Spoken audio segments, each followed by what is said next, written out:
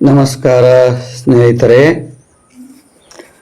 ವೇದಗಳನ್ನು ಸಂಗ್ರಹಣೆಯ ನಂತರ ಜನಜೀವನದ ವಿವಿಧ ಭಾಗಗಳ ಯಶಸ್ವಿ ಕಾರ್ಯನಿರ್ವಹಣೆಯ ಅಗತ್ಯವನ್ನು ಅನುಸರಿಸಿ ಮತ್ತೆ ಕೆಲವು ಶಾಸ್ತ್ರ ವಿಚಾರಗಳನ್ನು ಒಳಗೊಂಡ ಗ್ರಂಥ ಸಮೂಹಗಳು ಹುಟ್ಟಿಕೊಂಡವು. ಅವುಗಳನ್ನು ಉಪವೇದಗಳು ಮತ್ತು ವೇದಾಂಗಗಳು ಅಂತ ಹೇಳ್ತಾರೆ. ಅದರಂತೆ ಕೆಲವು ಲೌಕಿಕ ಶಾಸ್ತ್ರ ಗ್ರಂಥಗಳು ಕೂಡ ಹುಟ್ಟಿಕೊಂಡವು. ಇವೆಲ್ಲವನ್ನು ಸೇರಿಸಿ ಹಿಂದೂಗಳ ಧರ್ಮ ಗ್ರಂಥಗಳು ಅಂತ ಸ್ಥೂಲವಾಗಿ ಹೇಳಲಾಗುತ್ತೆ. ಈ ಗ್ರಂಥ ಸಮೂಹವನ್ನು ಲೌಕಿಕ ಅಥವಾ ಲೌಕಿಕ ಶಾಸ್ತ್ರ ಗ್ರಂಥಗಳೆಂದು ಎರಡು ವಿಭಾಗವಾಗಿ ಮಾಡಲಾಗಿದೆ. ಆಧ್ಯಾತ್ಮಿಕ ಅರ್ಥಾತ್ ಪಾರಲೌಕಿಕ ಶಾಸ್ತ್ರ ಗ್ರಂಥಗಳಂದರೆ ಶ್ರುತಿ, ಸ್ಮೃತಿ, ಪುರಾಣ, ಇತಿಹಾಸ, ಆಗಮ, ದರ್ಶನಗಳು. ಆಮೇಲೆ ಲೌಕಿಕ ಅರ್ಥಾತ್ ಐಹಿಕ ಶಾಸ್ತ್ರ ಗ್ರಂಥಗಳಂದರೆ ಸುಭಾಷಿತ, ಕಾವ್ಯ, ನಾಟಕ, ನಾಲ್ಕನೇದು ಅಲಂಕಾರ. ಈಗ ಶ್ರುತಿ ಅಂದರೆ ವೇದ ಗ್ರಂಥ ಸಮೂಹಕ್ಕೆ ಶ್ರುತಿ ಅಥವಾ ಆಮ್ನಯ ಎಂಬ ಹೆಸರುಗಳಿಂದ ಕರೀತಾರೆ. ವೇದಗಳಲ್ಲಿ ಮುಖ್ಯವಾಗಿ 4 ವಿಭಾಗಗಳಿವೆ. ಅವು ಯಾವುವೆಂದರೆ ಋಗ್ವೇದ, ಯಜುರ್ವೇದ, ಸಾಮವೇದ, ಅಥರ್ವವೇದ. ಹೀಗೆ 4 ವೇದಗಳಿವೆ. ಪ್ರತಿಯೊಂದು ವೇದವೂ ಕೂಡ 4 ಒಳ ವಿಭಾಗಗಳಿಂದ ಕೂಡಿರುತ್ತವೆ.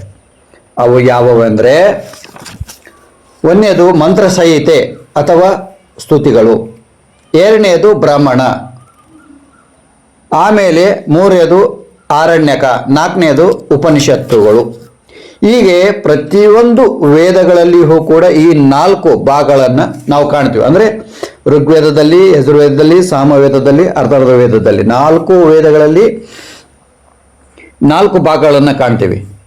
ಈ ವಿಭಾಗಗಳು ಅನುಕ್ರಮವಾಗಿ ಮನುಷ್ಯನ ಜೀವನದ 4 ಅವಸ್ಥೆಯ ಹಂತಗಳಾದ ಬಾಲ್ಯ, ಯೌವನ, ಪ್ರೌಢ, ವೃದ್ಧಾಪ್ಯ ಅಥವಾ ಬ್ರಹ್ಮಚರ್ಯ, ಗೃಹಸ್ಥ, ವಾನಪ್ರಸ್ಥ ಮತ್ತು ಸನ್ಯಾಸ ಹಂತಗಳಿಗೆ ಉಪಯೋಗವಾಗುವಂತೆ ಇವುಗಳನ್ನು ವಿಭಾಗಿಸಲ್ಪಟ್ಟಿದೆ ಎಂದು ಹೇಳ್ತೇವೆ. ವೇದದಲ್ಲಿ ಪ್ರತಿಪಾದಿತವಾಗಿರುವಂತಹ ವಿಷಯ ಸಂಗ್ರಹವನ್ನು ಒಟ್ಟಾಗಿ ಪರಿಗಣಿಸಿ 3 ವಿಭಾಗಗಳಾಗಿ ಮಾಡ್ತಾರೆ. ಅವು ಯಾವುವೆಂದರೆ ಕರ್ಮಕಾಂಡ ಒಂದನೇದು, ಎರಡನೇದು ಉಪಾಸನಾ ಕಾಂಡ, ಮೂರನೇದು ಜ್ಞಾನಕಾಂಡ. ಈಗ ಕರ್ಮಕಾಂಡ ಅಂದರೆ ಏನು? ವಿವಿಧ ರೀತಿಯ ಯಾಗಗಳು ಹಾಗೂ ಸಂಸ್ಕಾರ ಪದ್ಧತಿಗಳು ಇವುಗಳನ್ನು ಆಚರಿಸುವ ಕ್ರಮ ನಿಯಮಗಳ ವಿವರಗಳನ್ನು ಹೊಂದಿರುವ ಭಾಗವೇ ಕರ್ಮಕಾಂಡವಾಗಿರುತ್ತದೆ. ವೇದದ ಮಂತ್ರ ಭಾಗ ಮತ್ತು ಬ್ರಾಹ್ಮಣ ಭಾಗಗಳು ಕರ್ಮಕಾಂಡ ಭಾಗಕ್ಕೆ ಸೇರಿರುತ್ತವೆ. ಈಗ ಮಂತ್ರ ಸಂಹಿತೆ ಅಂದರೆ ಮಂತ್ರ ಎಂದರೆ ಮನನಾತ್ರಾಯತೆ ಇತಿ ಮಂತ್ರ. ಮನನ ಮಾಡುವುದರಿಂದ ಪಾರು ಮಾಡುವ ಶಬ್ದಪುಂಜವು ಮಂತ್ರವಾಗಿದೆ ಎಂದು ತಾತ್ಪರ್ಯ. ವೇದದಲ್ಲಿ ಈ ರೀತಿಯ ಮಂತ್ರಗಳು ಬಹಳ ಇವೆ. ಅವುಗಳಲ್ಲಿ ಹೆಚ್ಚಿನವಂದ್ರೆ ವೈದಿಕ ದೇವತೆಗಳಂದ್ರೆ ಅಗ್ನಿ, ವರುಣ, ಇಂದ್ರಾದಿಗಳನ್ನು ಕೊಂಡಾಡಿ ಹಾಡಿರುವಂತಹ ಸ್ತುತಿಗಳಾಗಿವೆ. ಈ ಸ್ತುತಿಗಳನ್ನು ಯಜ್ಞ ಯಾಗಾದಿಗಳ ಕಾಲದಲ್ಲಿ ಆಚಾರ್ಯರು ಉಪಯೋಗಿಸುತ್ತಿದ್ದರು. ಶಬ್ದಶಕ್ತಿ, ಸ್ವರ ಮಾಧುರ್ಯ, ವಿಚಾರ ಪ್ರಗಲ್ಭತೆ, ಭಾವನೆಯ ಉದಾತ್ತತೆ ಹಾಗೂ ಗಾಂಭೀರ್ಯ, ಸಾಹಿತ್ಯ, ಸೌಂದರ್ಯ ಮತ್ತು ಸಂಸ್ಕೃತಿಯ ತೇಜಸ್ಸು ಈ ಮಂತ್ರಗಳಲ್ಲಿ ಕಂಡುಬರುವ ವೈಶಿಷ್ಟ್ಯವಾಗಿರುತ್ತದೆ. ಈಗ ಬ್ರಾಹ್ಮಣಗಳಲ್ಲಿ ವೇದ ಕಾಲದಲ್ಲಿ ಆರ್ಯರು ನಡೆಸುತ್ತಿದ್ದ ಯಾಗ ಯಜ್ಞಗಳ ಕುರಿತಾದ ವರ್ಣನೆ, ಮಹಿಮೆ, ಗುರಿ, ಅವಶ್ಯಕತೆ ಹಾಗೂ ಗೂಢಾರ್ಥಗಳ ವಿವರಣೆಗಳು ಇದ್ದು ವಿವರಗಳೆಲ್ಲವೂ ಗದ್ಯ ರೂಪವಾಗಿ ರೂಪುಗೊಂಡಿವೆ. ಇವುಗಳನ್ನೇ ಬ್ರಾಹ್ಮಣ ಎಂದು ಹೇಳುತ್ತಾರೆ. ಮಂತ್ರಗಳನ್ನು ಉಪಯೋಗಿಸಿ ಐಹಿಕವೂ ಅಮುಷ್ಟಿಕವೂ ಆದ ಶ್ರೇಯಸ್ಸಿಗೆ ಯಜ್ಞ ಯಾಗಾದಿ ಕರ್ಮಗಳು, ಲೋಕ ಸೃಷ್ಟಿಯ ತತ್ವ ಇವುಗಳನ್ನು ಆಸ್ವಾದಿಸುವುದಾಗಿ ಆಧ್ಯಾತ್ಮ ವಿಚಾರವನ್ನು ಮಾಡಿ ಮೋಕ್ಷ ರೂಪವಾದ ಪರಮ ಪುರುಷಾರ್ಥಕ್ಕಾಗಿ ಬ್ರಹ್ಮದ ಕುರಿತಾಗಿ ವಿಚಾರಗಳನ್ನು ವ್ಯಕ್ತಪಡಿಸುವ ಭಾಗವೇ ಬ್ರಾಹ್ಮಣಗಳಾಗಿವೆ. ವೇದದ ಕುರಿತಾದ ವ್ಯಾಖ್ಯಾನಗಳೇ ಬ್ರಾಹ್ಮಣಗಳು ಎಂದು ಹೇಳಿರುತ್ತಾರೆ. ಪ್ರತಿ ವೇದಕ್ಕೂ ಬ್ರಾಹ್ಮಣ ಭಾಗಗಳು ಇದ್ದು ಋಗ್ವೇದದಲ್ಲಿ ಐತರೇಯ ಮತ್ತು ಸಾಂಖ್ಯಾಯನ ಆಮೇಲೆ 2 ಬ್ರಾಹ್ಮಣ ಭಾಗಗಳಿವೆ. ಯಜುರ್ವೇದ ಶುಕ್ಲ ಯಜುರ್ವೇದ ಶತಪಥ ಬ್ರಾಹ್ಮಣ, ಆಮೇಲೆ ಕೃಷ್ಣ ಯಜುರ್ವೇದ ತೈತರೀಯ ಮತ್ತು ಮೈತ್ರೇಯಣೀಯ ಬ್ರಾಹ್ಮಣವು ಸೇರಿದೆ. ಸಾಮವೇದದಲ್ಲಿ ತಾಂಡ್ಯ ಅಥವಾ ಪಂಚಮಿಷ, ಷಡವಿಂಶ, ಚಾಂದೋಗ್ಯ,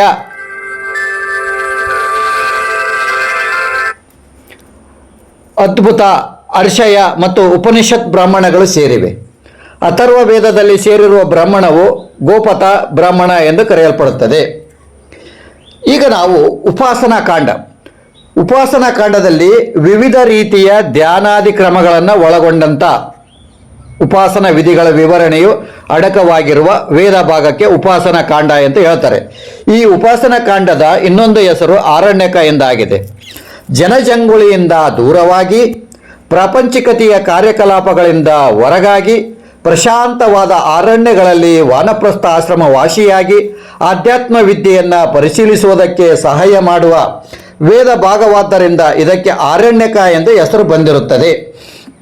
ಕರ್ಮಕಾಂಡದಲ್ಲಿ ವಿವರಿಸಲ್ಪಟ್ಟ ವಿಚಾರಗಳು, ಕರ್ಮ ವಿಧಿಗಳಿಗೆ ಆಧ್ಯಾತ್ಮವಾದ ಅರ್ಥ ವಿವರಣೆಗಳು, ಆತ್ಮೋನ್ನತಿಗೆ ಧ್ಯಾನ, ಉಪಾಸನ ಕ್ರಮಗಳ ವಿಸ್ತಾರವಾಗಿ ವಿವರಿಸಲ್ಪಟ್ಟಿರುತ್ತದೆ. ಗೃಹಸ್ಥಾಶ್ರಮಿಯು ಸನ್ಯಾಸಾಶ್ರಮವನ್ನು ಪರಿಗ್ರಹಿಸಲು ಸರ್ವಾಂಗೀಣವಾದ ತಯಾರಿಯನ್ನು ನೀಡುವ ವಾನಪ್ರಸ್ಥಾಶ್ರಮದ ಕುರಿತಾದ ವಿಶಿಷ್ಟವಾದಂಥ ವಿವರ ವಿಧಿಗಳು ಆರಣ್ಯಕಗಳಲ್ಲಿ ಬರುತ್ತವೆ. ಈಗ ನಾವು ಜ್ಞಾನಕಾಂಡವನ್ನು ನೋಡುವ. ಬಾಹ್ಯಾಚರಣೆ, ಬಾಹ್ಯಕರ್ಮ, ಯಜ್ಞ ಯಾಗಾದಿಗಳ ಹಂತವನ್ನು ದಾಟಿ ಮಹೋನ್ನತವಾದ ಹಾಗೂ ಪರಿಪೂರ್ಣವಾದ ಸತ್ಯವೂ ಸುಂದರವೂ ಶಿವಮಯವೂ ಆದ ಪದವಿಯೊಂದಿಗೆ ಹೇಳಿ ಅದನ್ನು ಪಡೆಯುವ ಸಾಧನ ಕ್ರಮದ ವಿವರಣೆಗಳನ್ನು ಒಳಗೊಂಡಿರುವ ವೇದ ಭಾಗವೇ ಜ್ಞಾನಕಾಂಡವಾಗಿರುತ್ತದೆ. ಈ ಭಾಗಕ್ಕೆ ಉಪನಿಷತ್ ಭಾಗ ಎಂದು ಹೇಳುತ್ತಾರೆ. ವೇದದ ಬ್ರಾಹ್ಮಣ ಮತ್ತು ಆರಣ್ಯಕ ಭಾಗಗಳ ಕೊನೆಯಲ್ಲಿ ಅಡಕವಾಗಿರುವುದರಿಂದ ಇವುಗಳನ್ನು ವೇದದ ಮುಕ್ತಾಯದ ಕಾಂಡ ಅಥವಾ ಮುಕ್ತಾಯದ ಭಾಗ ಎಂದು ಹೇಳುತ್ತಾರೆ. ವೇದದ ಮುಕ್ತಾಯ ಭಾಗವಾದ್ದರಿಂದ ಇದಕ್ಕೆ ವೇದಾಂತ ಎಂದು ಹೇಳುತ್ತಾರೆ. ಆಶ್ರಮ ಧರ್ಮ ರೀತಿ ಗೃಹಸ್ಥ ವಾನಪ್ರಸ್ಥ ಆಶ್ರಮಗಳನ್ನು ದಾಟಿ ಸನ್ಯಾಸಾಶ್ರಮವನ್ನು ಸೇರಿ ಆತ್ಮ ಸಾಕ್ಷಾತ್ಕಾರವನ್ನು ಸಾಧಿಸಲು ನೆರವಾಗುವ ವೇದ ಭಾಗವಾಗಿದ್ದು ಎಲ್ಲ ವಿಧಗಳಿಂದಲೂ ಇದಕ್ಕೆ ಜ್ಞಾನಕಾಂಡ, ವೇದಾಂತ ಎಂಬ ಹೆಸರು ಯಥೋಚಿತವಾಗಿ ಎಂದು ಹೇಳಬಹುದು. ಈಗ ನಾವು ಋಗ್ವೇದವನ್ನು ನಾವು ನೋಡುವ. ರುಚಸ್ತೋತೋ ಎಂಬ ಧಾತುವಿನಿಂದ ಸಿದ್ಧಿಸಿದ ರೂಪವಾಗಿದ್ದು ಋಗ್ವೇದವೆಂದರೆ ಸ್ತೋತ್ರ ಮಾಡುವ, ಸ್ತುತಿಸುವ ಸಂಹಿತೆ ಅಥವಾ ಅರ್ಥವಾಗಿರುತ್ತದೆ. ಋಗ್ವೇದವು ಜಗತ್ತಿನಲ್ಲಿ ಸಾಹಿತ್ಯ ಸಮೂಹದಲ್ಲಿ ಅತ್ಯಂತ ಪ್ರಾಚೀನವಾದ ಗ್ರಂಥವಾಗಿದ್ದು ವಿಷಯ ಸಂಪತ್ತು, ವಿಚಾರ ಪ್ರೌಢಿಮೆ ಇತ್ಯಾದಿ ಎಲ್ಲ ದೃಷ್ಟಿಗಳಿಂದಲೂ ಹಿರಿದಾಗಿರುತ್ತದೆ. ಅಗ್ನಿ, ವಾಯು, ಸೂರ್ಯ, ಇಂದ್ರ, ವಿಷ್ಣು, ರುದ್ರ ಮೊದಲಾದ ದೇವತೆಗಳೊಡನೆ ಅವರ ಪ್ರವೃತ್ತಿಗಳನ್ನು ಅನುಸರಿಸಿ ಗುಣವರ್ಣೆಗಳನ್ನು ಮಾಡಿ ಪ್ರಾರ್ಥನೆಗಳನ್ನು ನಿರ್ವಹಿಸುವ ಮಂತ್ರಗಳು, ಸ್ತೋತ್ರಗಳು ಋಗ್ವೇದದಲ್ಲಿ ಬಹುಸಂಖ್ಯೆಯಲ್ಲಿ ಸೇರಿರುತ್ತವೆ. ಈ ಸ್ತೋತ್ರಗಳೆಲ್ಲ ಕೇವಲ ಸ್ತುತಿಪರವಾದವು ಅಲ್ಲದೆ ಅತ್ಯಂತ ವಿಶೇಷವಾದ ಆಧ್ಯಾತ್ಮವಾದ ಅಂತರ್ಗತಗಳಿಂದಲೂ ಕೂಡಿರುತ್ತವೆ. ಋಗ್ವೇದದಲ್ಲಿ ಜಗತ್ತಿನ ಸೃಷ್ಟಿ, ಜೀವನ, ಜನ್ಮ, ಮರಣ, ಭೂಲೋಕ, ಪಿತೃಲೋಕ, ದೈವಲೋಕ ಇತ್ಯಾದಿ ಗಹನವಾದ ವಿಚಾರಗಳು ಸಹ ಸೇರಿವೆ. ಒಟ್ಟಿನಲ್ಲಿ ಹೇಳುವುದಾದರೆ ಋಗ್ವೇದದಲ್ಲಿ ಹೇಳುವ ವಿಷಯಗಳೇ ಇಲ್ಲ ಎಂಬಷ್ಟರ ಮಟ್ಟಿಗೆ ಪರಿಪೂರ್ಣವೂ ಸತ್ವಪೂರ್ಣವೂ ಆಗಿರುವ ವಿದ್ಯಾಸಾಗರವೇ ಋಗ್ವೇದವಾಗಿರುತ್ತದೆ. ಮೇಲ್ನೋಟಕ್ಕೆ ಕಾಣುವ ಸ್ತುತಿಗಳು, ಮಂತ್ರಗಳು ನಿಜಕ್ಕೂ ಏನೊಂದು ವಿಶೇಷವಾದ ಅರ್ಥವನ್ನು ನೀಡುವಂತಿಲ್ಲವಾಗಿದ್ದು ಅವುಗಳನ್ನು ಯಥೋಚಿತವಾದ ಶ್ರದ್ಧೆ, ಭಕ್ತಿ, ಧ್ಯಾನಗಳಿಂದ ಕೂಡಿ ಅರ್ಥ ಮಾಡ ಹೊರಟಾಗ ಅದರ ಅರ್ಥವು ಅರಿವಾಗಿ ಅವುಗಳ ಮಹತ್ವ ತಿಳಿಯುವುದು. ಶ್ರೀ ಸಾಯಿನಾಥಾಚಾರ್ಯರು 4 ವೇದಗಳಿಗೆ ಭಾಷ್ಯವನ್ನು ಬರೆದು ವೇದದ ಅಂತರರ್ಥದ ಬಗ್ಗೆ ವಿಶೇಷ ಬೆಳಕನ್ನು ಬೀರಿರುತ್ತಾರೆ. ವೇದದಲ್ಲಿ ಈ ಋಗ್ವೇದದಲ್ಲಿ 1028 ಸೂಕ್ತಗಳಿವೆ. ವೇದ ಮಂತ್ರಗಳ ಸಮುದಾಯಕ್ಕೆ ಸಂಕ್ಷಿಪ್ತವಾಗಿ ಸಂಹಿತೆ ಎಂದು ಕರೆಯುತ್ತಾರೆ. ಈ ಸಂಹಿತೆಯನ್ನು ಭಗವಾನ್ ಶ್ರೀ ವೇದವ್ಯಾಸ ಮಹರ್ಷಿಗಳು ಯಥೋಚಿತವಾಗಿ ವಿಭಾಗ ಮಾಡಿ ಅವುಗಳನ್ನು ಋಗ್ವೇದ, ಸಾಮವೇದ, ಅಥರ್ವವೇದ ಎಂದು ಕರೆದಿರುತ್ತಾರೆ. ಈ ಭಾಗಗಳನ್ನು ಮಾಡುವಾಗ ಶ್ರೀ ವ್ಯಾಸರು ವೇದದ ವಿಷಯ ಮತ್ತು ಅವಶ್ಯಕತೆಗಳನ್ನು ಸ್ಥೂಲವಾಗಿ ಅನುಸರಿಸಿ ಮಾಡಿರುತ್ತಾರೆ. ಯಜ್ಞ ಯಾಗಾದಿಗಳನ್ನು ನಡೆಸಲು ಬೇಕಾಗುವ 4 ಮುಖ್ಯ ವ್ಯಕ್ತಿಗಳು ಅಂದರೆ ಋತುಜ್ವರ ಅವಶ್ಯಕತೆಗಳನ್ನು ಅನುಸರಿಸಿ 4 ವೇದಗಳಾಗಿ ವೇದ ಮಂತ್ರ ಸಂಹಿತೆಯನ್ನು ವಿಭಾಗಿಸಿರುತ್ತಾರೆ. ಯಜ್ಞವೆಂಬ ದೇವತಾಪತ್ರಾರ್ಥವಾದ ಪವಿತ್ರ ಕಾರ್ಯವನ್ನು ನೆರವೇರಿಸಲು ಅವಶ್ಯವಾಗಿ ಬೇಕಾಗಿರುವವರಲ್ಲಿ ಮೊದಲನೆಯ ಋತ್ವಿಜರೇ ಹೋತೃ, ಎರಡನೆಯವರು ಅಧ್ವರ್ಯ, ಮೂರನೆಯವರು ಉದ್ಗೃತ್ತು, ನಾಲ್ಕನೆಯವರು ಬ್ರಾಹ್ಮ ಆಗಿರುತ್ತಾರೆ. ಋತ್ವಿಜ, ಹೋತೃ, ಋತ್ತು ಎಂದರೆ ಕರೆಯುವರು ಎಂದ ಅರ್ಥ. ಸಂಸ್ಕೃತದಲ್ಲಿ ಋತ್ತು ಎಂದರೆ ಕರೆಯುವರು ಎಂಬ ಅರ್ಥ. ಯಜ್ಞದಲ್ಲಿ ಹವನ ಮಾಡುವ ಮೊದಲು ಆಯಾ ದೇವತೆಗಳಿಗೆ ಸಂಬಂಧಿಸಿದ ಮಂತ್ರಗಳಿಂದ ಪ್ರಾರ್ಥನೆಯನ್ನು ಸಲ್ಲಿಸಿ ಆಯುಷ್ಯನ್ನು ದೇವತೆಗಳು ತೆಗೆದುಕೊಂಡು ಹೋಗುವಂತೆ ಪ್ರಾರ್ಥಿಸಬೇಕು. ಈ ಪ್ರಾರ್ಥನಾ ವಿಧಿಯನ್ನು ನೆರವೇರಿಸುವುದಕ್ಕೆ ಹೋತೃ, ಇದಕ್ಕೆ ಸಂಬಂಧಿಸಿದ ಪ್ರಾರ್ಥನಾ ಮಂತ್ರಗಳನ್ನು ಋಗ್ವೇದದಲ್ಲಿ ಅಡಕವಾಗಿರುತ್ತವೆ. ಅಧ್ವರ್ಯ ಎಂದರೆ ಯಜ್ಞಕಾಲದಲ್ಲಿ ಸೂಕ್ತವಾದ ಮಂತ್ರೋಚ್ಚಾರಣೆ ಮಾಡಿ ಸಂಬಂಧಿಸಿದ ದೇವತೆಗಳನ್ನು ಉದ್ದೇಶಿಸಿ ಸ್ವಾಹ ಎನ್ನುತ್ತಾ ಆಹುತಿಯನ್ನು ಅಗ್ನಿಕುಂಡದಲ್ಲಿ ಅರ್ಪಿಸುವವನು ಆಗಿರುತ್ತಾನೆ. ಇವನನ್ನು ಯಜ್ಞ ಪುರೋಹಿತ ಎಂದು ಕರೆಯುತ್ತಾರೆ. ಅಧ್ವರ್ಯುವಿನ್ ಕಾರ್ಯಕ್ಕೆ ಸಂಬಂಧಿಸಿದ ಯಜ್ಞ ಮಂತ್ರಗಳು ಯಜುರ್ವೇದದಲ್ಲಿ ಇವೆ. ಆಮೇಲೆ ಮೂರನೇದವರು ಉದ್ಗತ. ಉಚ್ಚ ಸ್ವರದಲ್ಲಿ ಹಾಡುವವನೇ ಉದ್ಗತ. ಯಜ್ಞಕಾಲದಲ್ಲಿ ಮಂತ್ರಗಳಿಗೆ ವಿಶಿಷ್ಟವಾದ ಸ್ವರ ಸಂಯೋಜನೆಯನ್ನು ಮಾಡಿ ಮಂತ್ರೋಚ್ಚಾರಣೆ ಮಾಡುವುದು ಉದ್ಗತವಿನ ಕೆಲಸವಾಗಿದೆ. ಈ ಕಾರ್ಯಕ್ಕೆ ಸಂಬಂಧಿಸಿದ ಮಂತ್ರಗಳೇ ಸಾಮವೇದದಲ್ಲಿ ಅಡಕವಾಗಿವೆ. ಈಗ 4ನೇದವನು ಬ್ರಹ್ಮ. ಬ್ರಹ್ಮ ಅಂದರೆ ಬ್ರಹ್ಮನು ಯಜ್ಞದ ಅಧ್ಯಕ್ಷನಾಗಿರುತ್ತಾನೆ. ಯಜ್ಞ ಕಾರ್ಯವು ಯಶಸ್ವಿಯಾಗಿ ನೆರವೇರಿ ಯಾವ ಸಕಲಿತ್ಯ ಅಡ್ಡಿ ಆತಂಕಗಳು ಬರದಂತೆ ವಿಶ್ವತಚ್ಚಕವಾಗಿ ನೋಡಿಕೊಳ್ಳುವುದು ಬ್ರಹ್ಮನ ಕೆಲಸವಾಗಿದೆ. ಬ್ರಹ್ಮನಿಗೆ ಸಕಲ ವೇದಗಳ ಜ್ಞಾನ, ಯಜ್ಞ ಕರ್ಮಗಳ ಸರಿಯಾದ ಪರಿಜ್ಞಾನ, ತಾಂತ್ರಿಕ ವಿಧಿಗಳ ಕ್ರಮವಾದ ಪರಿಚಯ ಇರಬೇಕು. ಈ ವಿವರಗಳೆಲ್ಲ ಸಾಕಷ್ಟು ಅಥರ್ವ ವೇದದಲ್ಲಿ ನಿಮಗೆ ದೊರೆಯುತ್ತದೆ. 4 ವೇದಗಳಲ್ಲಿ ನಿಶ್ಚಯವಾಗಿಯೂ ಕೇವಲ ಯಜ್ಞದ ವಿಚಾರವೇ ಮೇಲೆ ಹೇಳಿರುವ ರೀತಿಯಾಗಿ ಇರುವುದೆಂದು ಹೇಳುವಂತಿಲ್ಲ. ಹಾಗೆಯೇ ಅಷ್ಟು ಮಾತ್ರವೇ ಎಂತಾಗಿದ್ದರೆ ವೇದವು ಸರ್ವಜ್ಞಾನದ ಭಂಡಾರವಾಗಲು ಸಾಧ್ಯವಾಗುತ್ತಿದ್ದಿಲ್ಲ.